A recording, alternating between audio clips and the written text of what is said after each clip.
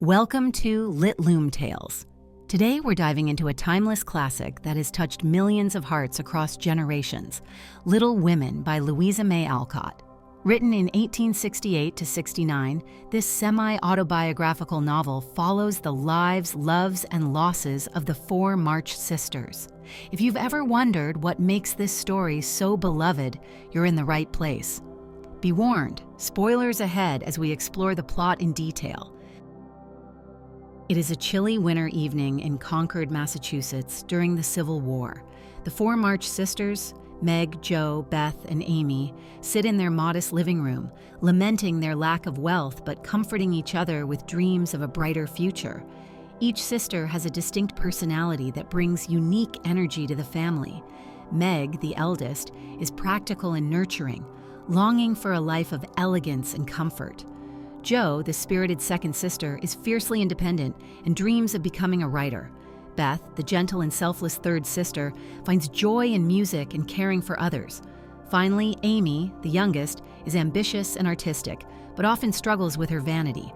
Inspired by their wise and compassionate mother, Marmee, the sisters each resolve to set aside their desires and use their small savings to surprise her with thoughtful Christmas gifts. This heartfelt decision showcases their love for Marmee and establishes the family's values of selflessness and unity, themes that resonate throughout the story. On Christmas morning, their kindness is reciprocated with books placed under their pillows, likely The Pilgrim's Progress. Later, they embody Marmee's teachings of selflessness by giving their breakfast to a poor family, the Hummels. Their act of charity catches the attention of their elderly neighbor, Mr. Lawrence, who rewards their generosity with a bountiful feast. This gesture marks the beginning of a bond between the March family and the Lawrences. When Meg and Jo attend a New Year's party at the home of Meg's wealthy friend, Jo, ever the independent spirit, escapes the crowd and meets Laurie, the charming boy next door. The two strike up an immediate friendship, one that will intertwine their lives for years to come. Life in the March household is full of small adventures, lessons, and moments of joy. Jo's visits to Laurie's house lead her to meet his grandfather, the stern but kind-hearted Mr. Lawrence. Jo's candid and spirited nature endears her to him, and he becomes particularly fond of Beth, gifting her a cherished piano that belonged to his late granddaughter. Among the sisters, Amy's vanity lands her in trouble at school when she is caught trading limes, leading to her withdrawal. Meanwhile, a sibling quarrel escalates when Amy, in a moment of anger, burns Jo's treasured manuscript. The tension peaks when Jo, still furious, nearly lets Amy drown while skating on thin ice. The near tragedy brings them closer, teaching Jo the importance of forgiveness and Amy the value of humility. Meg, drawn into the glamorous world of her wealthy friends, momentarily succumbs to their superficial values. At a party, she allows herself to be dressed up extravagantly, only to overhear gossip about her supposed intentions to marry Laurie for his money. Ashamed, she realizes the emptiness of such aspirations and resolves to stay true to herself. The March family's strength is tested when Mr. March falls gravely ill while serving in Washington, D.C. Marmee rushes to his side, leaving the sisters to manage the household.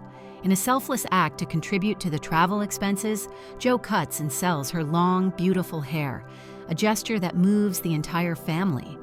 During Marmee's absence, Beth contracts scarlet fever after tending to the Hummels. Her life hangs in the balance and the family is thrown into chaos. When Marmee returns, Beth's condition begins to improve, but the illness leaves her permanently weakened. Amidst the trials, love begins to blossom. Mr. Brooke, Laurie's tutor, grows fond of Meg and eventually proposes.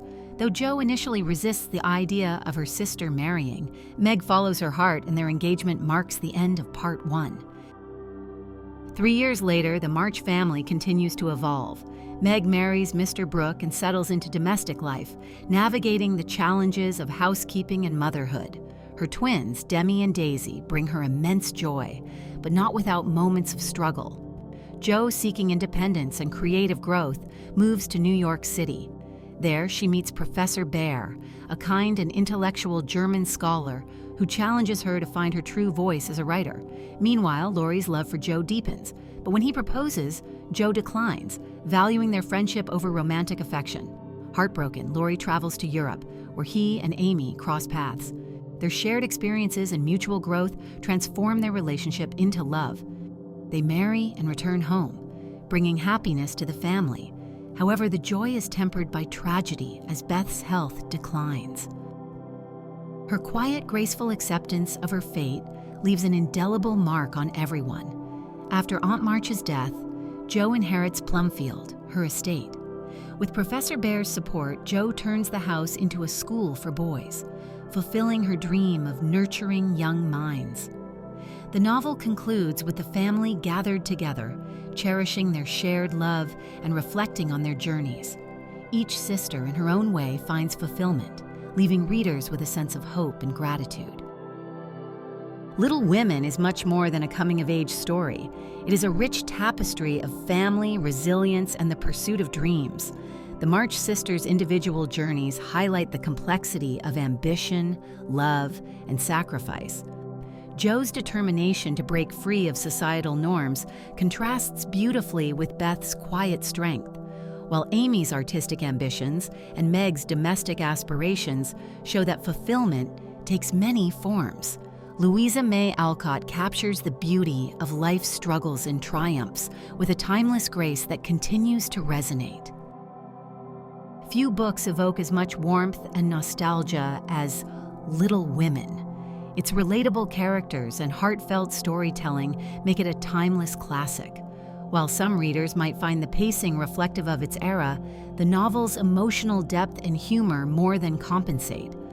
Alcott's ability to weave moments of joy and sorrow ensures that the story remains deeply moving and universally relevant. Little Women remains a masterpiece that inspires readers of all ages. Which sister's journey did you connect with the most? Or what are your thoughts on Jo's decision to marry Professor Bhaer? Let us know in the comments below. Don't forget to like, subscribe, and share this video if you enjoyed it. Stay tuned for more literary journeys on Lit Loom Tales.